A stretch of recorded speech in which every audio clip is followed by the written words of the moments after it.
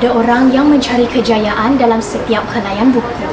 Ada pula yang menemui makna kehidupan melalui setiap insan yang ditemuinya. Persoalannya, bolehkah kita memiliki kedua-duanya?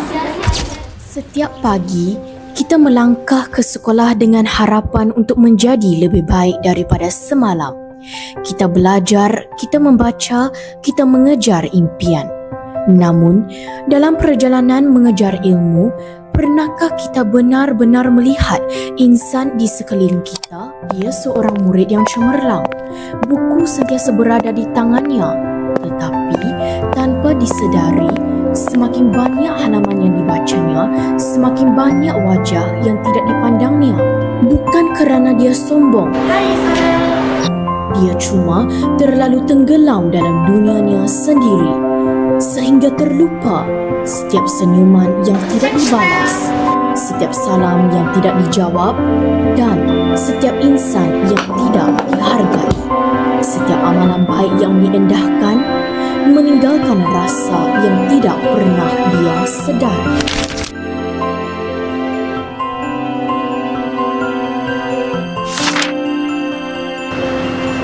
Wah, tanya Isabel, awak dapat 98 lah.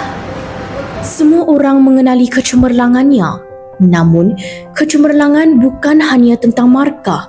Ada perkara yang jauh lebih bernilai, iaitu bagaimana kita menghargai manusia.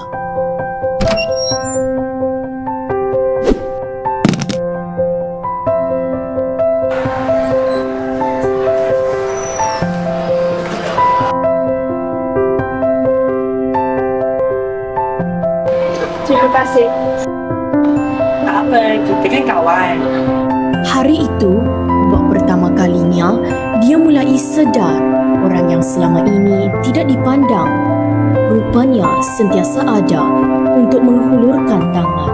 Dia belajar satu perkara yang tidak pernah tertulis di dalam mana-mana halaman, bahawa ilmu menjadikan kita bijak, tetapi adab menjadikan kita manusia. Menghormati bukan tentang perkara yang besar.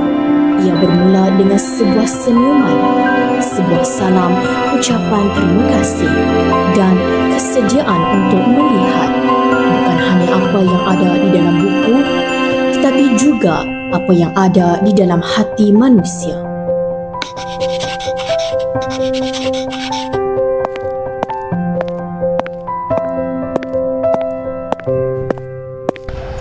Boleh kita belajar sama-sama? Boleh? Buku mengajar kita menjadi bijak, guru mengajar kita menjadi berilmu, tetapi rasa hormat mengajar kita menjadi manusia. Setinggi manapun ilmu yang kita miliki, jangan biarkan ia mengaburkan pandangan kita terhadap insan di sekeliling.